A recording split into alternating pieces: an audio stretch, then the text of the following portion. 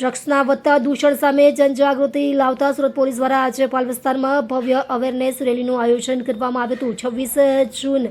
International drugs against ડેના ભાગરૂપે યોજાયેલી આ રેલીમાં સુરત પોલીસ કમિશનર અનુપમસિંહ ગહેલોત સહિતના ઉચ્ચ અધિકારીઓ ઉપસ્થિત રહ્યા હતા। રેલી દરમિયાન પોલીસ કર્મચારીઓએ હાથમાં વિવિધ જાગૃતિ બેનરો અને પ્લે કાર્ડ સાથે લોકોને ડ્રગ્સના દૂષણથી દૂર રહેવાનો સંદેશ આપ્યો હતો। શહેરના મુખ્ય માર્ગો પરથી પસાર થયેલી રેલીમાં ડ્રગ્સને ના કહો, જીવનને હા કહો જેવા સૂત્ર સાથે નશામુક્ત સમાજનો સંકલ્પ વ્યક્ત કરવામાં આવ્યો। સુરત પોલીસનું કહેવું છે કે ડ્રગ્સનું વ્યસન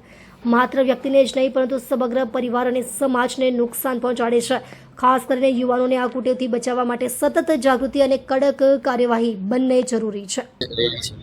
આજે 26 જૂનના રોજ international day against drug abuse તરીકે ઉજવવામાં આવે છે અને દર વર્ષે સુરત શહેર પોલીસ યોજવે છે આ દિવસ અને સાથોસાથ આખા વર્ષ એક્શન લેવા માટે જો એકદમ કટિબદ્ધ રહે છે, લેતા રહે છે અને એના પરિણામો પણ મળતા રહે છે। આજના દિવસે જો એના જ નિમિત્તે જો એક રેલી જો એના અવેરનેસ રેલી જો કરવામાં આવી અને એક કટિબદ્ધતા અને પ્રતિબદ્ધતા દર્શાવવામાં આવી કે પોલીસ અને અમારી પ્રજા અને મીડિયા અને મિત્રો બધા લોકો આ મત છીએ કે આ દૂષણ દૂર થાય અને આ દૂષણથી કોઈ લેતા જો અટકાય પણ જો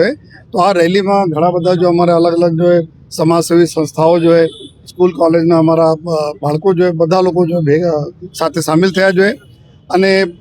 છેલ્લા 4 વર્ષથી સુરત શહેરમાં નો ડ્રગ્સ ઇન સુરત સિટીને એક અભિયાન પણ ચાલે છે જેમાં ઘણા બધા સફળતાઓ પણ મળી છે। ઘણા બધા જો એવા લોકો એના સાથે સંકળાયેલા છે એના અમે લોકો પકડા પણ છીએ જો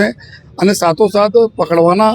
અને જો લોકો આ આદિ બની ગયા છે એના કેવી રીતે વાપસ મેઇન સ્ટ્રીમમાં લાવીએ એના માટે બે સોચીને એક અમારી યુનિટ છે જો કે રિહેબના કામ કરે છે। ઘણા બધા અહીંયા પ્રાઇવેટ ડૉક્ટર્સ છે એના સંકલનમાં અને રિહેબ સેન્ટરના સંકલનમાં અને ઘણા બધા લોકો આમાંથી આવી પણ ગયા છે।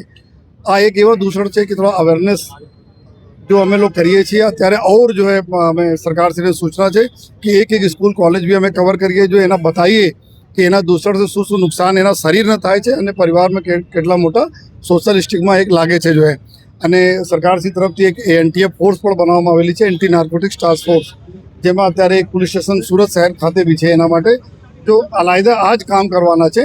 અને અમારી જો ફોર્સમાં છે પોલીસ સ્ટેશન ખાસ કરીને એના और અમે જો મજબૂત આ દિશામાં કરીએ છીએ જેથી આવનાર સમયમાં આપ જોઈ શકશો ખૂબ સરસ રિઝલ્ટ મળશે અને જો અમારા આશય છે કે અમારા સુરત શહેરમાં કોઈ એવા દૂષણ નહીં રહે એના બહુ સફળતા અમને મળશે।